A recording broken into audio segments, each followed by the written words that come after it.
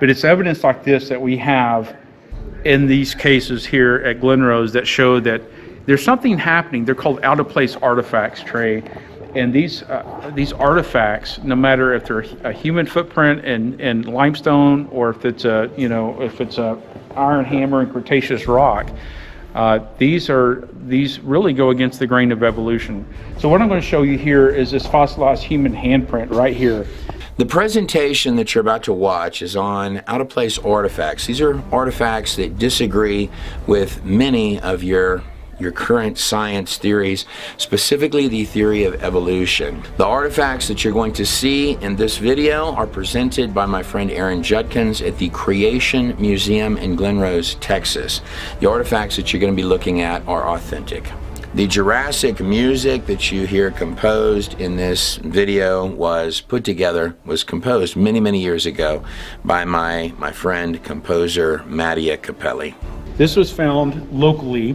It's discovered in 1995. It's an alleged Pennsylvania sandstone. This was found near Palo Pinto, Texas. It's about 60 miles from here. And this was brought to the museum, and we had it CT scanned. But you can see right here how large this handprint would have been. Now this is the real artifact. I've actually stuck my hand in here. It's inside the case now, but it's large. Like this would be the size of like a basketball player or an NFL football player. This is a huge hand. It's just huge. But the center finger right here is really depressed down in there. And when we did the rubber mold, latex molds on this, we pulled it out. We realized that the indention of the fingernail, this middle finger right here, the indention of the fingernail came out in the latex mold. So this was huge. This was a huge find right here. And you can see this handprint is not supposed to be in Pennsylvania sandstone. This is not supposed to be there at all. This is an out-of-place artifact. Right here is one of the famous ones that we have is the iron hammer. It's called the London hammer artifact. This is the actual real one right here. This was discovered in 1936 near London, Texas. It's in Cretaceous rock right here, which is dated like 135, 140 million years old. We have a big problem right here. We have a man-made artifact in this Cretaceous rock. It's a hammer. There's no question about it. You can see the wooden handle has been colified, not fossilized. It's been colified. And this metal right here was an artisan's hammer. And we had some testing done on it by a laboratory that analyzed the moonstones back in the 60s. And it showed something very interesting, Trey. It showed to have three composites of it: 96.6% iron, 2.6% chlorine, and 0.74% sulfur in this metal. Now, what's interesting is that sulfur and chlorine combined with iron shouldn't be in there. You don't see that kind of metal composite today at all. If you can look right here, there's a little niche that we actually filed into the metal. It's a little silver line. It's a little niche that we filed into there. And we see that this niche has not oxidized at all. It's not oxidized. In other words, it hasn't rusted. So what's interesting is that it's an exceptional and a very unusual artifact here because it cannot be reproduced under today's conditions. Only in something like the antediluvian pre-flood world, where we talked about the biosphere earlier. In those conditions, this metal, you can't combine chlorine and sulfur with metal. You can't do it today. And remember, the Bible talks... So this hammer in this case couldn't be made today? No, it can't be. Not the metal. Not the metal. Not the metal. It can't be made today. So we don't know how these composites were made. They were made under different... They were made under probably during the pre-flood world. And we know that the Bible talks about tubal now stuck in rock. Yeah, now it's stuck in, and this is the actual artifact. That's the actual artifact. So you see pictures of this, and that people have, but this is the real one. That's it. So you can see that we have a big problem here because we have a man-made artifact, and Cretaceous rock that's supposedly millions of years old. Not only that, the composition of the metal in the hammer suggests that it cannot be made under today's conditions where you can find And that's chlorine. been tested. It's been tested in the lab. And we see that the Bible says that Tubal-Cain, in Genesis, Tubal-Cain was a worker he was an artisan of brass and iron in Genesis 4:22. And so this is prior to the flood. And so the question is this a pre-flood artifact? And so this is one of the first out-of-place artifacts that the museum has acquired. It's I think it was featured in Reader's Digest like back in the 1960s or something like that. So this artifact has gone all over the internet. The History Channel, a lot of people have showcased this artifact, but this is the real one. So we have a lot of out-of-place artifacts here at the museum. The other one I want to show you is this iron cup found in coal. It's right here. It's an iron cup, and this was found in 1951. So basically what happened was this man who was working near Thomas, Oklahoma in 1912, I said it was found in 51. It wasn't. It was before then. But this man working in Thomas, Oklahoma, he was working in the municipal electrical plant there. And in 1912, a man by the name of Frank Kennard came upon this chunk of coal, and he took a sledgehammer and broke it up, and this iron cup fell out of the coal, and so this is actually assigned in the Pennsylvania period, with an evolutionary supposed age of 312 million years old. But we have another problem, Trey, and that is that we have a man-made artifact in that coal that's supposedly 300 plus million years old. Now that's not supposed to be there. So we have only two possibilities here to explain this out-of-place artifact. Either this artifact is 300 million years old, or the dating of the coal is wrong and it's not 300 million years old, because even evolution don't push man back that far. So that's too far to go back, even on their standard. So we have a dating problem here, and most of these artifacts have chronology problems. And the problem is that it don't match up with the textbook of what we've been taught according to the theory of evolution. That's why the Creation Evidence Museum is critical in this type of research, because we are showcasing things like the London hammer artifact, the iron cup and coal, these out-of-place artifacts that don't match up in the geological column as it supposedly came over the millions of years. In other words, it's not showing millions of years of eons of time, it's showing recency. And the recency is the same conditions that talks about in the biblical flood in Genesis. That story has not changed, and that provides a framework for understanding these out-of-place artifacts. Mm-hmm. This is one of the most famous ones right here. It's called the Meister print. It's the Meister sandal print. This was found in 1968 by William Meister in the Wheeler Shale in Antelope Springs, Utah. It's he was a fossil hunter, and he would take the shell, he would take his little hammer, he'd break it open, look for fossil leaves and plants and things like this. This particular one, he broke open with his hammer, and he discovered something interesting. Now this is a positive and a negative, but this is a sandal print right here.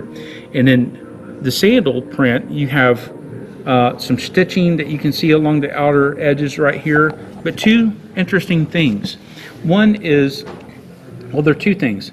A trilobite that he stepped on and embedded right here at the very bottom and right here at the very top. It's a trilobite. There's two of them. And this trilobite is basically an animal that is not supposed to be in the same layers of where humans are walking. So back, this was featured in Reader's Digest, I think, Mysteries of the unexplained 1985. And Mr. Meister had put this particular artifact. Now remember, this is the negative, this is the positive. So when he broke it open, the positive, so you're seeing the positive on the right side here. Again, you can see the outline of the trilobite right here at the top. And you can see the negative impression where the trilobite at the bottom was. So there's the first one, here's the second one. So this is the positive. Yeah. So Meister had put this up for sale. A geologist came by, offered him $250,000 for this artifact right here. $250,000. And Meister asked him, what are you going to do with the artifact if I sell it to you? And the geologist replied, I'm going to destroy it because it destroys my entire life's work as a geologist. And Mr. Meister refused to sell this artifact to him. This is how important this artifact is. If we didn't have any of the other out-of-place artifacts, this one right here would be enough to destroy the theory of evolution. We have a human sandal print in a layer that is, again, to be 500 million years old, but yet, and we have these two trilobites embedded into this. This is again, an out-of-place artifact that's not supposed to be there. So this is exactly the things that you would expect to find if the Bible is true. Not over millions of years of time, but over a recent creation of, say, just, thousands of years old, not millions of years. So this one right here is called the Luder's print.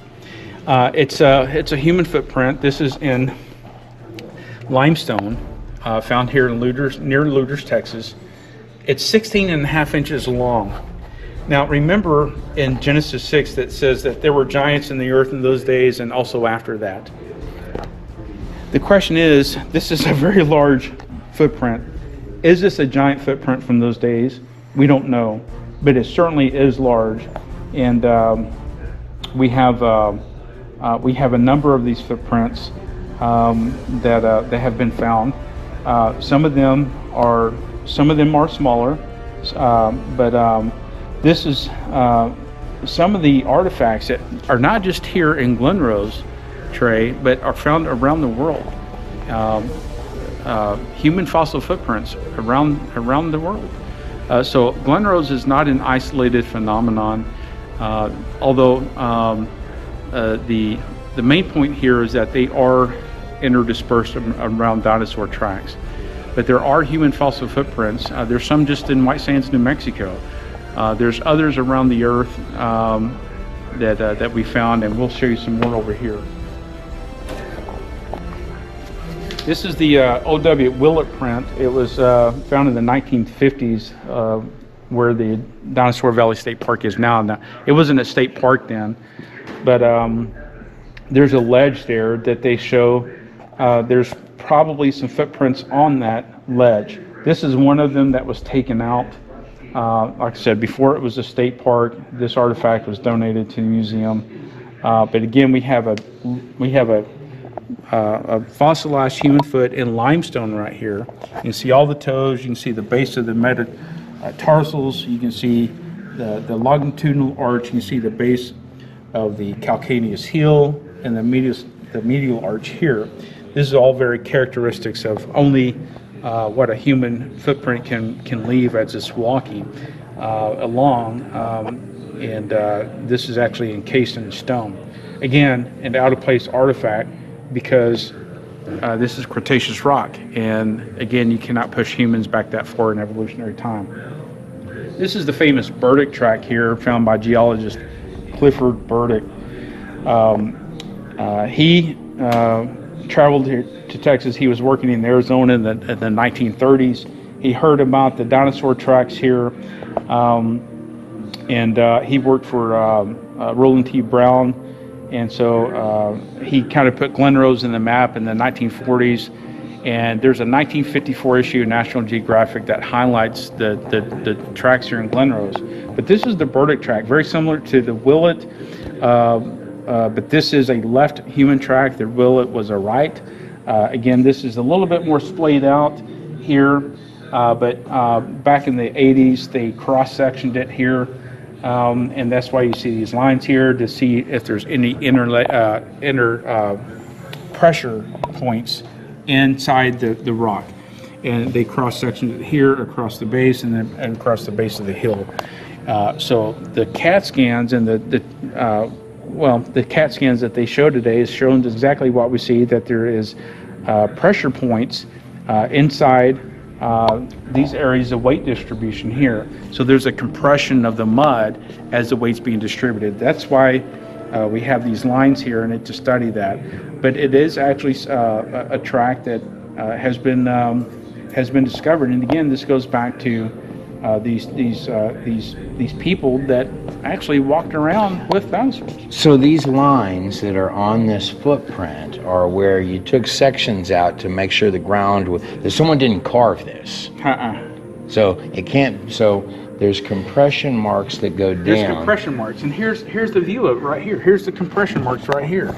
Okay, yes. So we did this in 1989. This is before I came, but the subsurface directly underneath these weight distribution areas shows pressure patterns that are visible. So that shows that this is an authentic track, that it was not carved. Meaning that when you're squishing on ground, it squishes down underneath. It squishes down underneath. And that's what these subsections are taken out. Yeah. So that they can make sure that it wasn't carved. That's right. And so that's why you see this picture right here with the circles. This is under the toes right here. So each one of these little indentions are where the toes are. You're looking at a cross section of it, but you see the pressure lines underneath the toes right here. And that's exactly what you would expect to see with an actual footprint being made in the mud. And this is before it turned to rock. And this is a rock time period that would be what? This is Cretaceous, so 110 million years old. And it's a giant footprint. And it's a giant footprint found here locally, and this is the actual artifact. All these are authentic that you see actual artifacts here. There's no replicas right here. Let me show you the highlight of the museum here. This was this is called the Delt print, the Elvis Delt print.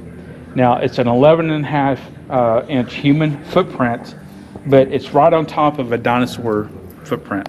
This is an Acrocanthosaurus, probably a theropod track, meaning it's three-toed. But we have another problem, Trey, and the problem is that we have a human that's intersected right across the front part of this dinosaur track. Now, if this is accurate, then this shows that, again, you have to push people back 110 million years ago to the time of this particular dinosaur, or the dating is wrong. This artifact alone destroys the theory of evolution, because you have a human footprint amongst a dinosaur track that's not supposed to be there. So, and this comes in a chain of tracks where you have a chain of the human footprints that cross a chain of the dinosaur footprints. Yeah. Now this particular one was found by Mr. Delt. We didn't excavate this; it was not discovered in situ. So that's one of the problems with it. Is one, it was not excavated, it was not in situ, and it was found isolated by Mr. Delt. And so now he took us to the area where he found it. We did do some excavations there to try to pick up where he found this, but he said he was out just one day and he flipped over this rock. He saw the dinosaur track, but it was filled with mud. He said he did not initially see the human footprint because of the mud infill, but he saw the dinosaur track. He just picked it up, took it home, put it in his garage. Well, Mr. Delt had a lot of health issues, and he was quite ill and needed to pay off some medical bills. So he decided to get this track out, clean it off to sell it, and this is when he discovered the human fossil footprint here. When he did, he realized the significance and the impact. He brought it to the museum, and so again, he's taken us out to the site. We tried to find where this trail came from. We couldn't find the trail. But I went back when Mr. Delt, I interviewed him, and I got footage on my website with an interview on Mr. Delt, right up there at the site. It's actually on my Rumble channel where I interviewed him. But Mr. Delk was sick and he was dying, and he was taken to a home where he was in a wheelchair, and I went to go visit him essentially on his deathbed. And we visited, but I asked Mr. Delk, I said, Mr. Delk, is there anything you want to tell me about this track?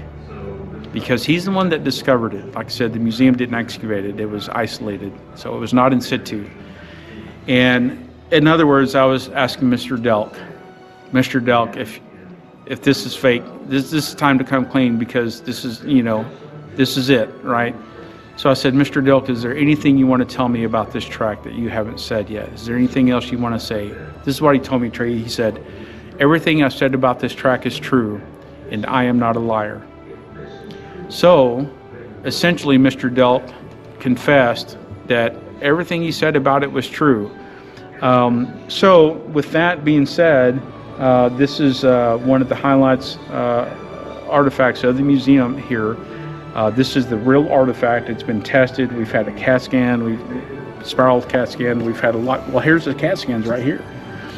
This is, again, showing compression layers under this, where if it's carved, you can't compress that. You can't compress anything underneath. So that rules out carving. So this shows a genuine footprint with authenticity of it. Again, this blows the theory of evolution out of the water, because this is not supposed to be here. And it's a very big problem for evolutionists, let's just say that. So. Oh, and what's weird is the fact is that the dinosaur footprint is over the human footprint, which means that the human was there first. Yeah. Otherwise, if the human footprint was over the dinosaur footprint, you could still say, you know, it came later. But you cannot. Yeah, so, Julie, make a great point. The human footprint appears to have stepped first. Why? Is because this dinosaur came and cut right across, and his middle toe cuts right into the actual footprint of the human. So the human track came first, then the dinosaur track came at some point, just right, you know, hours or so, perhaps minutes, right across and actually cut into the back part of the heel and the middle part of the human footprint here. You can't fake this. This is not anything that you can carve and get pressure lamination lines underneath and get the weight distribution areas. If this was just a dinosaur track alone and you took this to a geologist or someone, they would authenticate this track. Yes, it's a dinosaur track in Cretaceous rock, it's limestone, yes. But when you show them that with it, now we have a big problem. So suddenly they don't want anything to do with it. So this is just some of the highlights here at the museum. We have other things like the fossilized human finger, which is found down along the river. This is it shows the nail cuticle here. Again, we slice this so you see where it's been sliced here. Why? So we can look on the inside and see. Now this was done before we had it. This is done in the 80s. We have the nail, the cuticle, and we have the joints. And right here on the CT scan when it was done, actually shows the joint. You see the joint right here? This is actually the metatarsal joint right there. There's one a joint, and there's a second joint right here. You got two joints in your fingers. This is probably from the medical doctor that took a look at this, Dr. Dale Peterson. He said it was probably the finger of a female. Why? Is because the indentation of the nail in the cuticle, you see how it goes up, it's angled upward, and female fingers do that. So this is the actual artifact right here.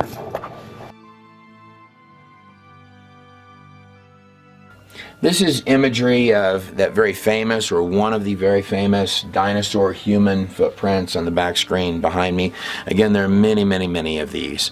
In fact, a very famous human dinosaur footprint was destroyed in Glen, Texas by well, surrounding the visit of a very famous atheist. I'm going to pause on that, but this one here survives and is available at the Glen Creation Evidence Museum, run by Dr. Carl Baugh. There will be links in the description for how to support their work, and I highly recommend considering supporting their work. They've been working on these for 30, 40 years. In some instances longer than that. Here is the imagery of that dinosaur human footprint and the CT scan of such. You can see that if it were carved, see, it's got compression marks when they do the CT scan. This line here represents where they did the slicing for the scan that you see above up here. You can see the contours are pushing down, so you know that it wasn't carved. I'm Trey Smith of God in a Nutshell, and I hope very much that you enjoyed this presentation on out-of-place artifacts from the Creation Evidence Museum in Glen Rose, Texas. God bless every last one of you and your families on the other side of the screen.